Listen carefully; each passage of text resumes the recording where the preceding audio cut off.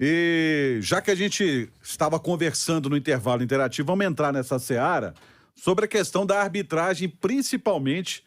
Eu não me corri se estiver errado, Alexandre, você que é o cara das estatísticas dos números, mas eu acho que foi a rodada com erros mais crassos de arbitragem do Campeonato Brasileiro desse ano. Ô, Romano, boa noite, Beckler, boa noite, Natália. E além de erros graves de arbitragem, né? A arbitragem não conseguindo controlar a situação dentro de campo e fora de campo. E isso é um aspecto grave, tá? Porque no Beira-Rio a gente teve 2 pancadarias, né? E o que, no final foi uma vergonha. e o que espanta a gente é que o número de expulsos não é proporcional ao que a gente via na televisão.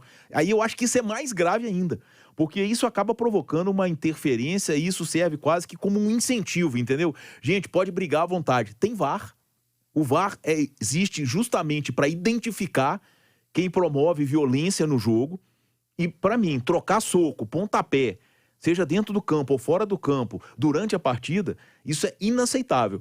E a gente viu uma situação lamentável no Beira-Rio. Tão lamentável que o Rafael Traz foi tirado do Clássico Paulista de hoje no Morumbi, justamente por quê? Porque ele não conseguiu controlar a situação. E sem deixar de falar também do América, né? Que no Castelão, pelo menos aquele pênalti do Tite no Conte, na minha visão, não tem explicação pro Voaden não ter dado aquela cotovelada do Tite.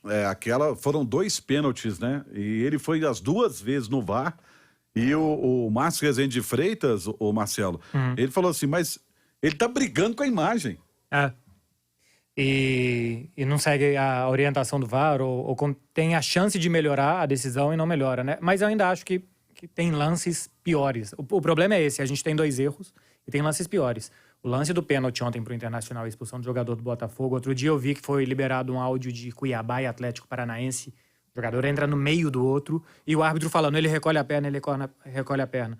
O dono do Botafogo lá, o John Textor, ele tuitou durante o jogo, esse árbitro não pode apitar. E é verdade, um cara que erra e que vê, e que é um lance tão fácil, que erra de novo, todos nós cometemos erros na nossa profissão, mas quem erra desse jeito, ele não está apto para fazer aquilo, ele não serve para aquilo.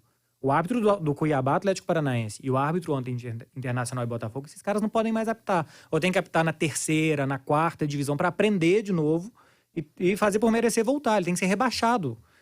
Não sei se ele sair, que vier um outro, vai ser pior que ele. Se não for, tem que ir trocando e melhorando, entendendo por que tá errando.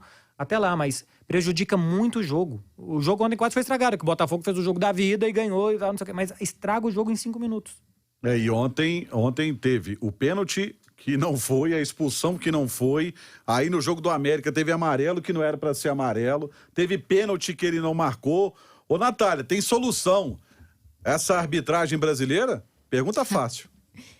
Pergunta fácil, né, Romano? É complicado. O que mais me incomoda em toda essa questão continua sendo um problema que já é crônico de muitos e muitos anos na arbitragem brasileira, que é a falta de critério, né?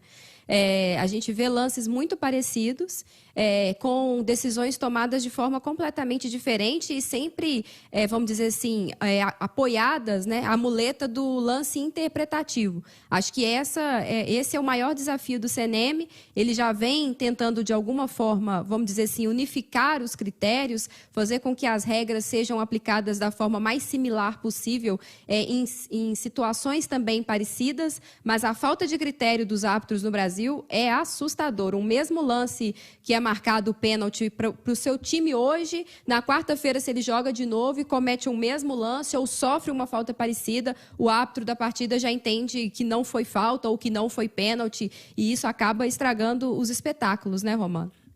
E até para ilustrar o que você disse, no jogo do América contra o Fluminense, o Alê foi expulso corretamente, que ele deixa o braço em cima do jogador do Fluminense, e o lance foi idêntico ontem dentro da área, do zagueiro Tite do Fortaleza em cima do zagueiro Conte do América, e não foi marcado. Tem alguma solução? De repente, se a arbitragem realmente for só da CBF, e ela ter uma escola de árbitros, seria a solução? Porque quem informa os árbitros são as federações? Não sei, sinceramente, eu não consigo ver uma luz no fim do túnel com relação a essa arbitragem brasileira, não. E olha o seguinte, a gente tem arbitragem ruim na Europa também, Mas os ruins da Europa são melhores do que os melhores nossos, praticamente. Eu tenho a sensação que sim, mas que todo mundo também ajuda, né? O jogador também ajuda, não pressiona. Fora de campo, os técnicos também ajudam. Eu acho que o árbitro aqui ele tem que ser babá de tanta coisa. Ser babá de jogador. O árbitro tem que ficar forte para ter posição física. De vez em quando eu fico assistindo o jogo e os comentaristas de arbitragem falam, não, porque o Daronco tem posição física e tal. Pô, como se precisasse de um guarda-costas para jogador dentro de campo. Então, além de tudo, os caras ainda têm que lidar com uma pressão extra que lá não existe tanto. Os jogadores são um pouco mais educados. Aqui acho que é falta de educação mesmo dos jogadores que atrapalha tanto. Inclusive, nas próximas colunas do itatiaia.com.br, vou falar sobre isso, sobre a irritante cera dos goleiros que caem Eu não aguento tanto, mais, eu não aguento mais. mas é irritante. O tal do... O árbitro vai no VAR. Parece que ninguém tem televisão em casa, sabe? Antigamente, quando o riquinho da rua tinha televisão, todo mundo ia pra janela pra ver também. É a mesma coisa, sabe? Tá parecendo... Outro dia, teve um jogo que eu tava no Camp Nou, Barcelona-Cádiz. Cádiz é um time muito pequeno, ganhou do Barcelona 1-0. Fez um gol no primeiro tempo, sei lá. E o goleiro ficou fazendo a cera que todo goleiro aqui faz em todo e qualquer jogo. O árbitro deu 12 de acréscimo. O Barcelona nem assim conseguiu. Mas ele deu 12 de acréscimo. Aqui eles dão 4, 3, e cai, e rola, e acabou o mundo. E além de tudo, o jogo fica chato, porque o jogo perde ritmo, perde entretenimento. Pra quem tá assistindo, e que não torce pra aquele time, mas pra quem tá assistindo porque gosta de futebol, fica horrível de assistir. E principalmente pra quem quer vender o futebol brasileiro lá fora. Exatamente. Né? Que não é atrativo.